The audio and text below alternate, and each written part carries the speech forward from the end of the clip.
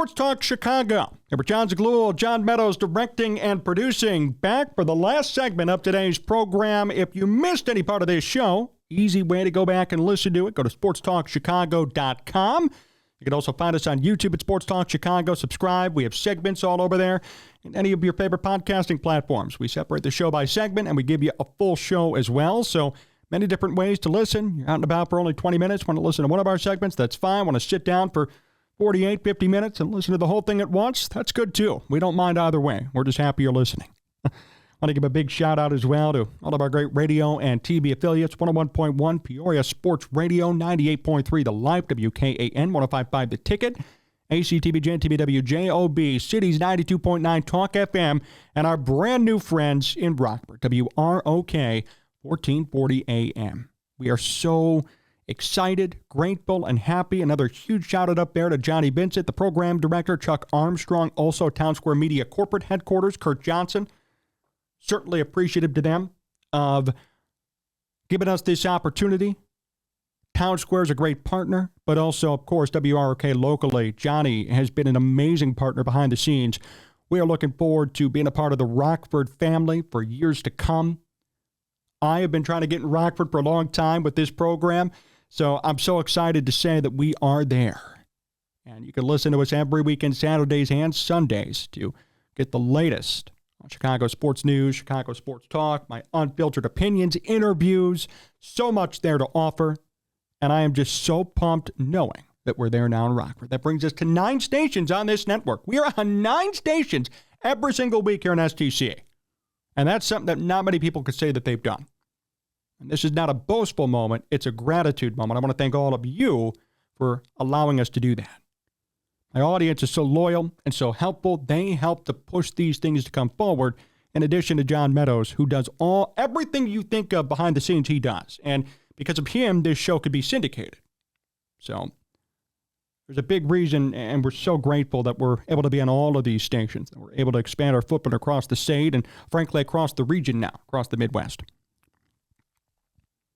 Final segment here today's program. See a comment, don't worry, we're not talking about Justin Fields anymore. This is going to be about a different aspect of the Bears offense. And this is something that has really gone under the radar, in my opinion. It has not been talked about enough. Obviously, understandably, the conversation surrounds the quarterback. Of course, Caleb Williams, Justin Fields, it's such a big topic. Everybody needs to discuss it, including us here. And I'm okay with that. It's a huge deal. It's a quarterback. But the Bears have done something under the radar that's actually been a huge win for Ryan Poles. I want to give him credit and give this team credit for doing what they have needed to do, offensively specifically.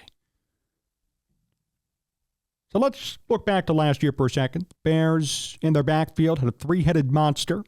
I thought it was okay. Ended up not being perfect, but it was all right. Deontay Foreman, who came over from Carolina on a 3-year deal at the time. Roschon Johnson, a rookie. And Khalil Herbert, who obviously had been around the team for a bit, just was not the same after that injury 2 years ago, but he turned it on last year a little bit. The point is, the Bears had a 3-headed monster.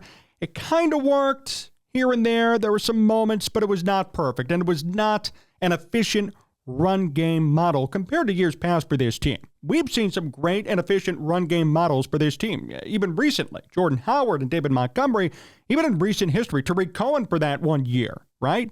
There have been moments and there have been times in which the Bears, as of late, have had just great run game systems under Nagy and Eberflus. Last year was not one of those years to me. Could have been a lot better, and it just wasn't that great. So Ryan Poles knew that, and he made a couple of really two big moves, but really a huge splash, and then another ancillary move.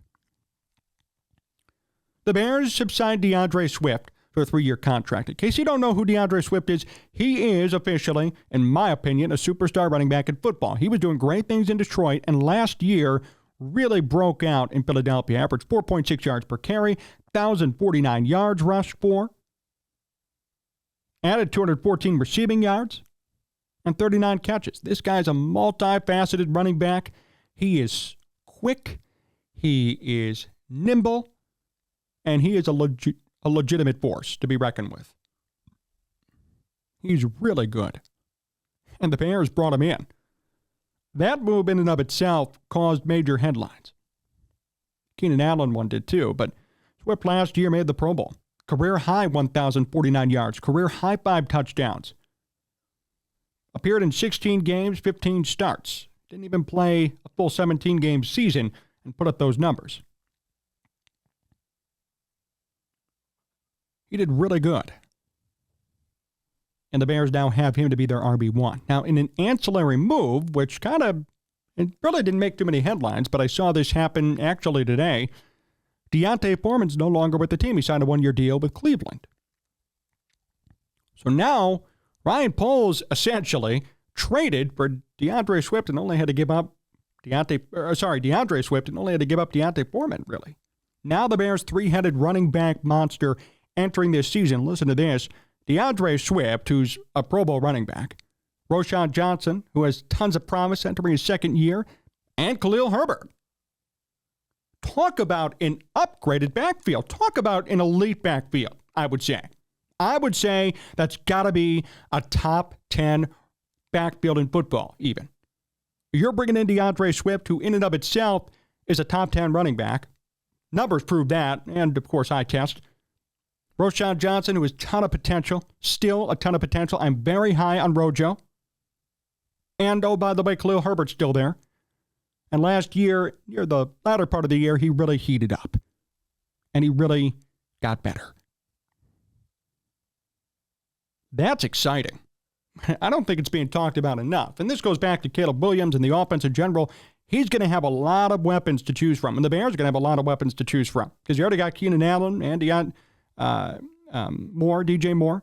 On top of that, you have Cole Kmet, who had a career year, believe it or not, a tight end after getting paid. So I give him a lot of credit for still playing hard after getting paid. And now you have this 3-headed monster at running back. You have Swift. Herbert's still around. You have Rojo, Roschon Johnson. Wow. I mean, talk about elite and talk about potential. And that's what it all goes back to, potential. In fact, I feel strongly, especially about this run game situation, because Caleb Williams is not a running quarterback. Justin Fields was, so naturally he took carries, quote-unquote, away from the running backs. And that's okay, because that was a strong suit for Justin.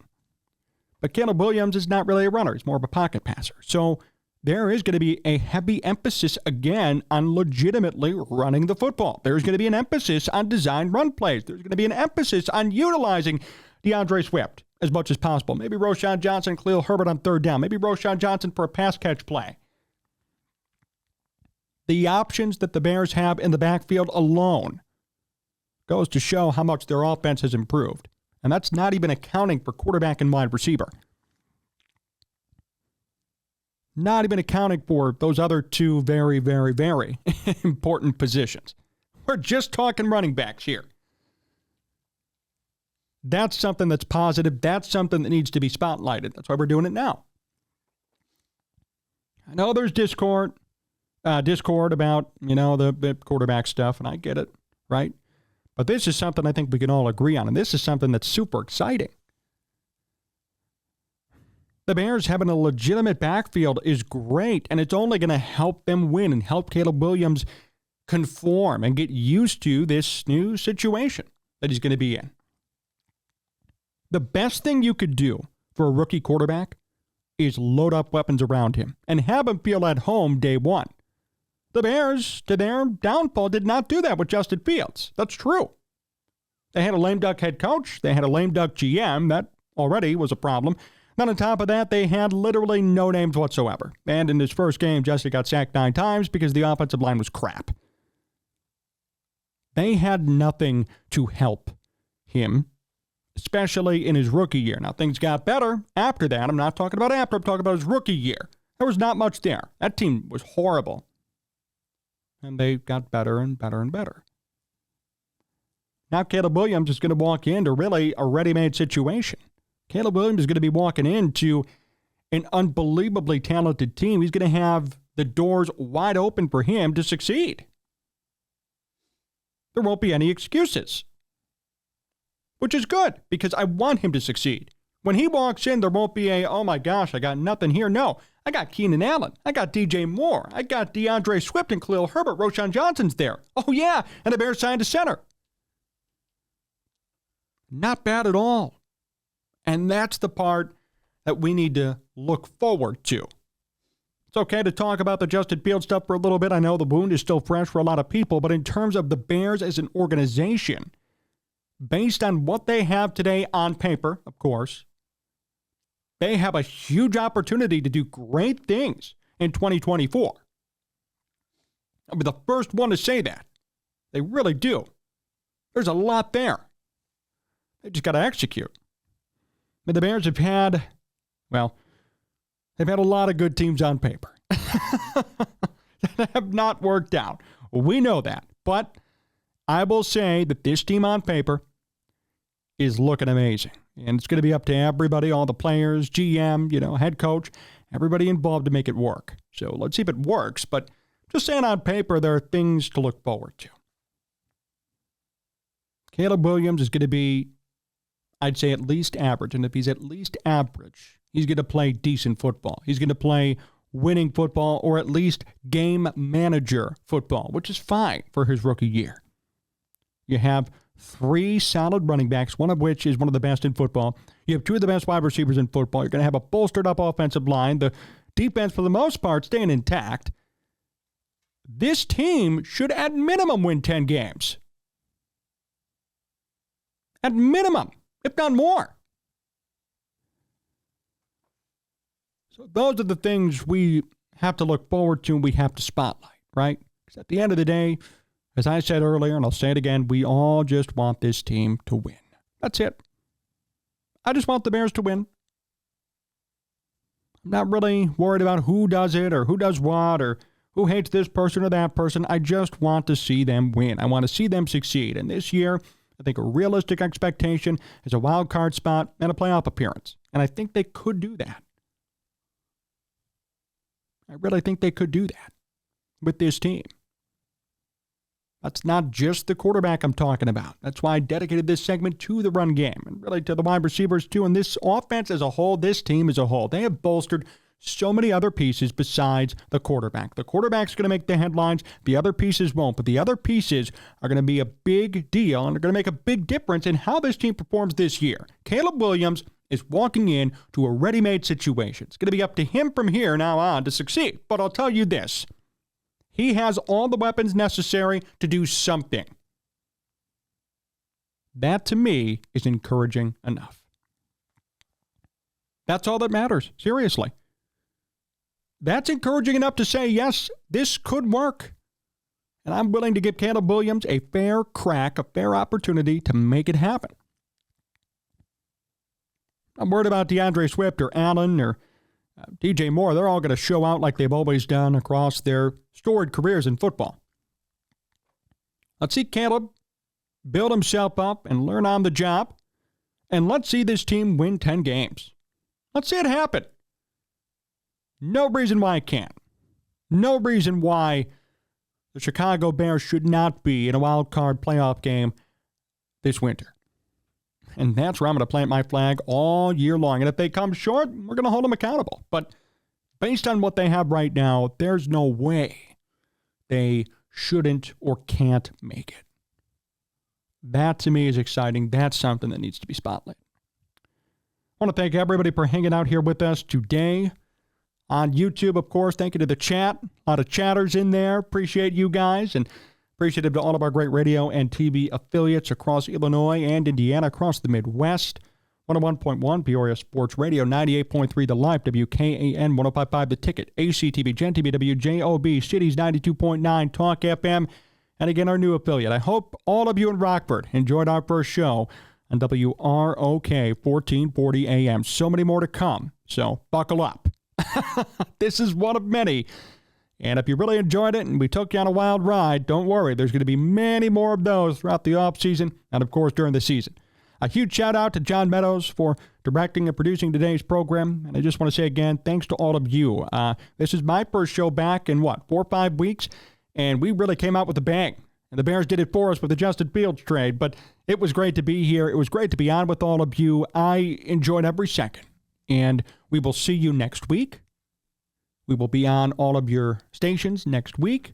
If you miss any of this show or you want to watch it on demand anytime for free, go to sportstalkchicago.com. Subscribe on YouTube at Sports Talk Chicago. You can follow me personally, by the way, too. I'm very active. Facebook and Twitter.